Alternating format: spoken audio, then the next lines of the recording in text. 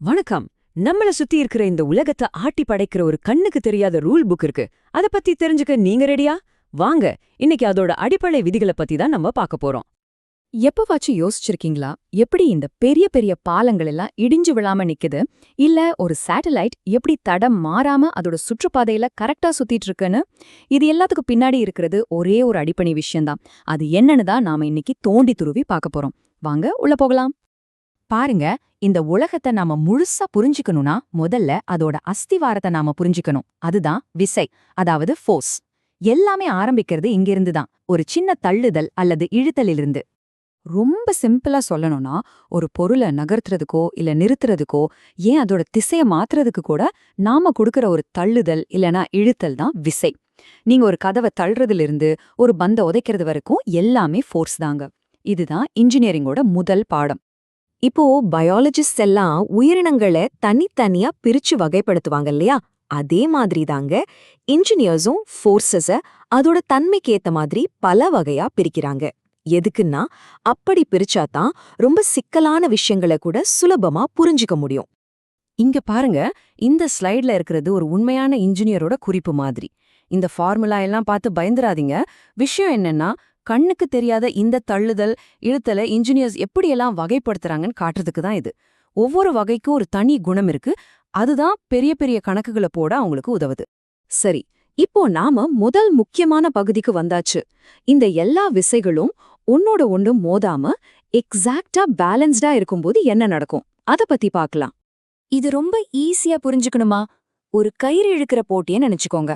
ரெண்டு பக்கமும் ஒரே பலத்தோட இழுத்தா என்ன ஆகும்? கயிறு எங்கேயும் நகராது, அப்படியே நிக்கும் இல்லையா? அதுதான் சமநிலை, அதாவது ஈக்குலிபிரியம். ஈர்ப்பு மையம், அதாவது சென்டர் ஆஃப் கிராவிட்டி, இது ஒரு பொருளோட பேலன்சிங் பாயிண்ட். ஒரு பேனாவை உங்க விரல் நுனியில நிக்க வைக்க முயற்சி பண்ணும்போது நீங்க உண்மையில அதோட ஈர்ப்பு மையத்தை தான் தேடுறீங்க. ஒரு பொருள் நிலையா நிக்கிறதுக்கு இது ரொம்ப ரொம்ப முக்கியமான ஒரு விஷயம். அந்த சென்டர் ஆஃப் கிராவிட்டிங்கிற கான்செப்ட்க்கு ஒரு சூப்பர் உதாரணம் இந்த ரேஸ் கார்கள் தான்.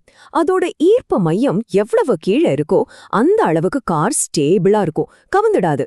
அதனாலதான் ரேஸ் கார்களை தரைத்தட்டுற மாதிரி டிசைன் பண்றாங்க. இதுவரைக்கும் பொருட்கள் எப்படி நிலையாயிருக்குன்னு பார்த்தோம். இப்போ இந்த விசைகளை சமாளிக்கிறதுக்கு இன்ஜினியர்ஸ் பயன்படுத்துற சில டூல்ஸ் பத்தி பார்க்கலாம். அதாவது உராய்வு, அப்புறம் சிம்பிள் மெஷின்ஸ். இப்போ கப்பல் அப்படிங்கிற ஒரு ஸ்பெஷலான விசை வகையை பத்தி பார்க்கலாம். இது ஒரு பொருளை முன்ன பின்ன தள்ளாது, ஆனா அது சுழல வைக்கும். அதாவது ஒரே அளவுல எதிரெதிர் திசையில ரெண்டு விசைகள் செயல்படும் போது ஒரு தூய்மையான சுழற்சி மட்டும் உருவாகும். நாம டெய்லி செய்யற இந்த வேலைகள் எல்லாம் இந்த கப்பல் கான்செப்ட் ஒளிஞ்சிருக்கு. ஒரு பாட்டில் மூடிய துறக்கிறது, ஸ்க்ரூவை டைட் பண்றது, கார் ஸ்டியரிங்க திருப்புறது, இது எல்லாத்துலயுமே நாம இந்த சுழற்றும் விசையத்தான் பயன்படுத்துறோம். ஆனா நாம இதையெல்லாம் யோசிக்கிறதே இல்ல. ஓகே, இதுவரைக்கும் எல்லாம் பேலன்ஸ்டா இருந்தா என்ன ஆகும்னு பார்த்தோம். ஆனா ஒருவேளை அந்த பேலன்ஸ் மிஸ் ஆனா, விசைகள் சமமா இல்லாம போனா என்ன நடக்கும்? இப்போ நாம இந்த பகுதியோட ஒரு முக்கியமான திருப்பு முனைக்கு வரோம். நிலையான உலகத்திலிருந்து இயங்குற உலகத்துக்கு போக போறோம். நம்ம விளக்கத்தோட அடுத்த பகுதிக்கு உங்களை வரவேற்கிறேன். இப்போ விசைகள் எப்படி ஒரு மாற்றத்தையும் இயக்கத்தையும் உண்டாக்குதுன்னு பார்க்க போறோம். இதுதான் டைனமிக்ஸ். இயக்கத்துல ரெண்டு முக்கியமான வார்த்தைகள் இருக்கு: வெலாசிட்டி, ஆக்சிலரேஷன். வெலாசிட்டினா திசைவேகம், அதாவது நீங்க எவ்வளவு வேகமா போறீங்கன்னு சொல்றது. ஆக்சிலரேஷன்னா முடுக்கம், அதாவது உங்க வேகம் எவ்வளவு வேகமா அதிகரிக்குதுன்னு சொல்றது. கார் ஒரே ஸ்பீட்ல போனா அது வெலாசிட்டி. திடீர்னு ஸ்பீட் ஏத்தும்போது சீட்ல பின்னாடி சாயறீங்கல்ல, அதுதான் ஆக்சிலரேஷன். டைனமிக்ஸ்ல ஒரு ரொம்பவே சுவாரஸ்யமான பயன்பாடு இருக்கு. அது என்னன்னா, காத்துல பறந்து போற ஒரு பொருளோட பாதைய துல்லியமா கணிக்கிறது.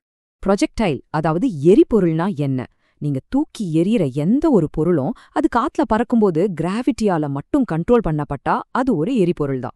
ஆச்சரியமான விஷயம் என்னன்னா, நீங்க ஒரு கல்லை எரிஞ்சாலும் சரி, பீரங்கியிலேருந்து குண்டு போனாலும் சரி, அது போற பாதை எப்பவுமே ஒரு பாராபோலாங்கிற வளைவாதான் இருக்கும். இங்க நீங்க பாக்குற இந்த சிக்கலான ஃபார்முலாலாம் வேற ஒன்னும் இல்ல, அதெல்லாம் வெறும் கருவிகள் தான். ஒரு பொருள் எவ்வளவு உயரம் போகும், எவ்வளவு தூரம் போகும், எந்த பாதையில போகும்னு கண்டுபிடிக்கிறதுக்கு இன்ஜினியர்ஸ் பயன்படுத்துற டூல்ஸ் இவ. சரி, இவ்ளோ கணக்கெல்லாம் போட்டு கடைசியா அவங்க கண்டுபிடிக்கிற ஒரு மேஜிக் நம்பர் என்ன தெரியுமா? அதுதான் இந்த 45 டிகிரி.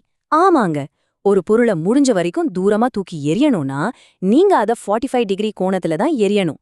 இது சாதாரண ஸ்போர்ட்ஸ்ல இருந்து ராக்கெட் சயின்ஸ் வரைக்கும் எல்லா இடத்துலயும் பயன்படுத்துற ஒரு சூப்பர் டெக். இப்போ நாம முடிவுரைக்கு வந்துட்டோம்.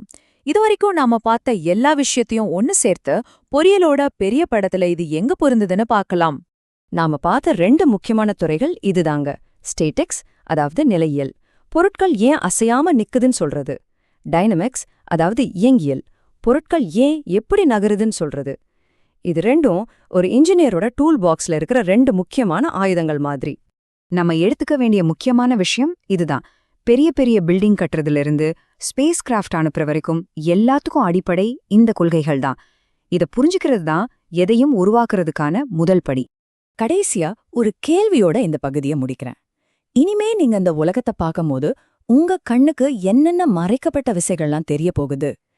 நீங்க பார்க்குற ஒவ்வொரு அசைவிலையும், அசையாம நிக்கிற ஒவ்வொரு கட்டமைப்பிலையும் இந்த விசைகளோட ஆட்டத்தை கவனிச்சு பாருங்க.